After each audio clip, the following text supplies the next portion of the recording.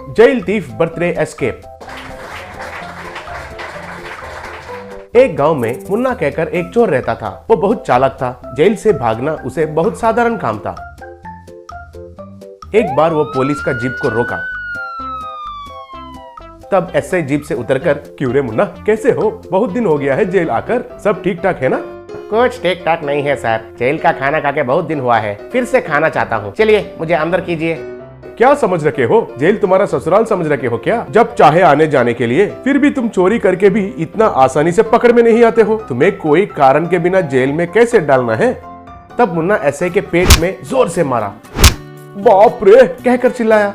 क्यों सर, ये बस है? ड्यूटी निभाते हुए ऑफिसर पर हमला किया है कहकर केस लगाइए। कैसा है मेरा विचार? बाप रे, इतना जोर से मारा है रे येड़ा। लेकिन ये एक बात याद रखना रे मुन्ना, तुम पहले जैसे जेल से तुम्हारे मर्जी से नहीं भाग सकते हो। अब जेल में जेलर कौन है पता है? सिंघम रॉय, बहुत स्ट्रिक्ट ऑफिसर है, ध्यान से रहना। चलो फिर जेल में। ऐसे जीप में उसे जेल में लेके गए। उनको छोड़कर जीप चला गया। बाद में जेल के अंदर एक पुलिस से मुन्ना, नमस्ते काका, कैसे हो? मेरा सूट रूम कहाँ है? अच्छे से सफाई किया है ना? सब सुविधाएं है ना?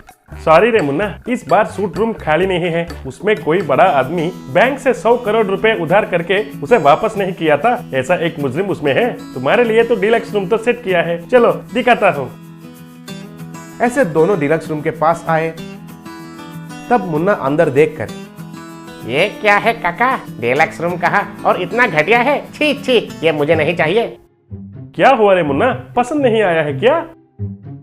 छी छी, इससे तो गवर्नमेंट अस्पताल में जनरल वार्ड तो अच्छा रहता है। छी छी, ये गंद तो सह नहीं पा रहा हूँ। अटैच्ड बाथरूम नहीं है, दीवार पर छूना सही नहीं है, ऊपर सीलिंग फैन भी नहीं है। रेगुलर कस्टमर्स को ऐसा रूम दिया तो इधर आने के लिए इंटरेस्ट कैसे रहता है? हमारे जैसा चोरों को, मेरे जैसा सीनियर चोर को ही ऐसा रूम दिया तो फिर जूनियर चोरों का हालत क्या है? अगर ये बात बाहर चोरों को पता चला तो जेल में कोई भी आएगा क्या?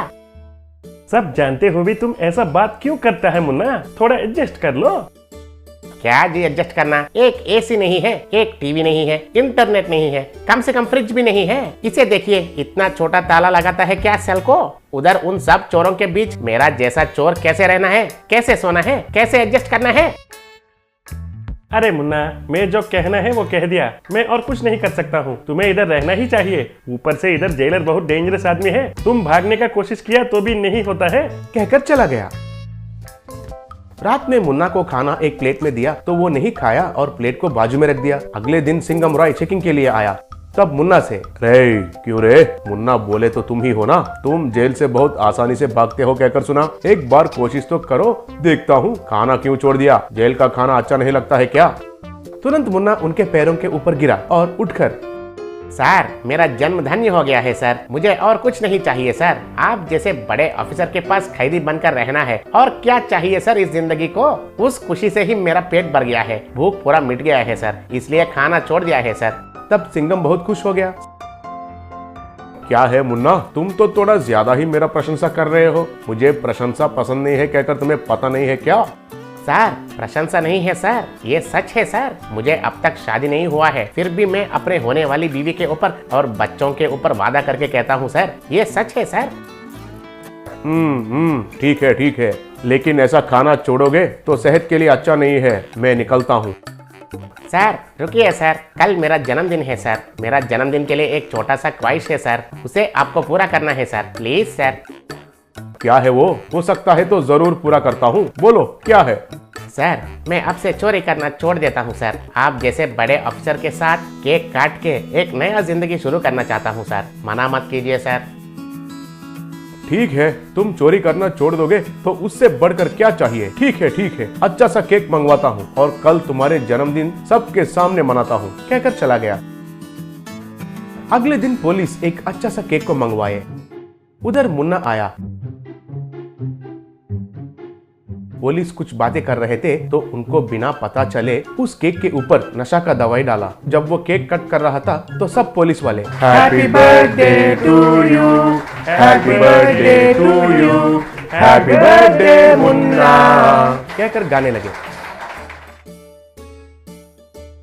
बाद में मुन्ना सिंघम रॉय को और बाकी पुलिस को केक खिलाया। तब सब लोग बेहोश होकर गिर गए। तब मुन्ना खुशी से उधर से निकल गया। लालची ऑटो वाला ट्रेन रेस्क्यू। एक गांव में रंजीत नाम का व्यक्ति रहता था। वो उस गांव में शेयर ऑटो चलाता था। वो बहुत लालची था। जिस ऑटो में केवल 4 लोगों को बैठना चाहिए, वो उसमें ठूस ठूस कर 10-15 लोगों को बिठाता था। कुछ लोगों को तो ऑटो के छत पर भी बिठाता था। वो तो ट्रैफिक नियमों का भी पालन नहीं करता था। पेट्रोल बचाने के चक्कर में रॉन्ग रूट में जाता था। उस गांव में बस की सहूलियत नहीं थी, तो लोगों को झक मार कर इसके ऑटो में ही बैठकर जाना पड़ता था। हालांकि गांव वालों को रंजीत पर बहुत गुस्सा था, पर इमरजेंसी में उसी का ऑटो काम आता था, ये सोचकर सब उसको बर्दाश्त करते थे। रंजीत लोगों से ज्यादा पैसे वसूल करता था। कोई उससे पूछता कि रंजीत, इतनी सी दूरी के लिए इतना पैसे क्यों मांग रहे हो? मेरा ऑटो है, मेरी मर्जी, बैठना हो तो बैठो वरना चलते बनो। इसी तरह कोई एक छोटी सी भी थैली लेकर आता तो रंजीत लगेज का एक्स्ट्रा पैसा लेता था। रंजीत पेट्रोल पंप में जाकर पेट्रोल भरने वाले से फुल टैंक भरने को कहता। वो पेट्रोल भरने लगता तो ये रंजीत ऑटो के अंदर एक कैन को छुपा कर रखा हुआ था। उसने उस कैन को पेट्रोल टैंक के साथ जोड़ रखा था। पेट्रोल पंप वाला पेट्रोल भरता तो उसके टैंक से उस कैन में पेट्रोल भरने लगता। इस तरह पेट्रोल पंप वाला चाहे जितना भी पेट्रोल भरे, इसका पेट्रोल टैंक भरता नहीं था। आखिर में जब अंदर वो कैन भर जाता, तब इसका पेट्रोल टैंक भरता। रंजीत उस पेट्रोल पंप वाले को आधे पैसे देता और क्यों भाई, फुल टैंक इससे ज्यादा पैसे नहीं लगते, तुम्हारे मीटर में कुछ गड़बड़ है, मैं तुम्हारी शिकायत करूंगा, कहकर उल्टा उसे डराता था। लोग उसके ऑटो के छत पर चढ़कर बैठने लगे तो उसका टॉप फट गया, तो वो उस फटे हुए टॉप पर ही लोगों को बिठाकर ऑटो चलाने लगा। एक दिन हमेशा की तरह रंजीत बहुत सारे लोगों को ऑटो के अंदर और ऑटो के ऊपर बिठाकर जा रहा था। जैसे ही ऑटो रेल की पटरी के ऊपर पहुंची तो उसका टायर पंक्चर हो गया।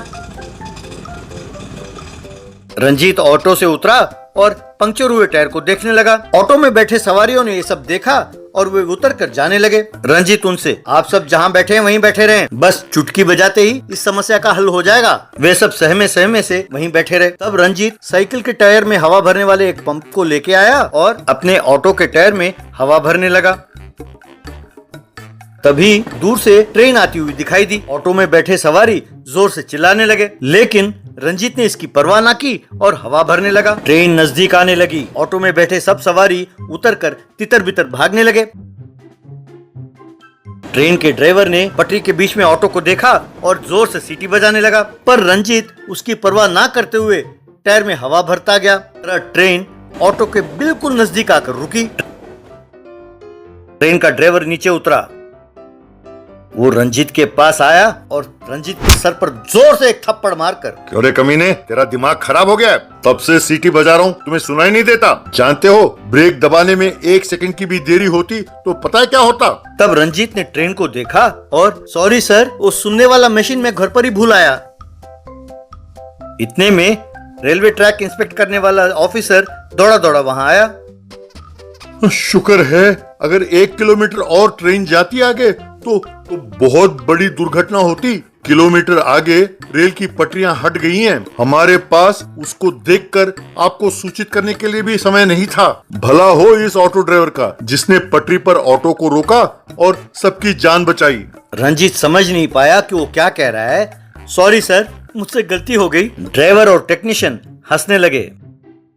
अगले दिन सब अखबारों में local auto driver saves train के हेडलाइंस के साथ साथ बहुत सारी खबरें छपी। तब गांव वाले रंजीत का सम्मान करते हुए उसे एक सेलिब्रिटी की तरह देखने लगे। सरकार ने उसके लिए इनाम की घोषणा भी की। रंजीत, जिसको सबकी गाली सुनने की आदत थी, उनका प्रशंसा सुनकर बहुत खुश हुआ। जब मुझसे अनजाने में सबकी भलाई हुई तो सब मेरी तारीफ कर रहे हैं, और अगर मैं जानबूझकर सबके लिए अच्छा करूं तो पता नहीं और कितना मेरी तारीफ करेंगे, ऐसा सोचा। सरकार ने जो इनाम उसे दिया था उससे उसने 2 बस खरीदे। तब से वो ट्रैफिक नियमों का पालन करते हुए ईमानदारी से और वक्त पर बस चलाते हुए लोगों को सुविधाएं देने लगा। गांव वाले रंजीत की प्रशंसा करने लगे।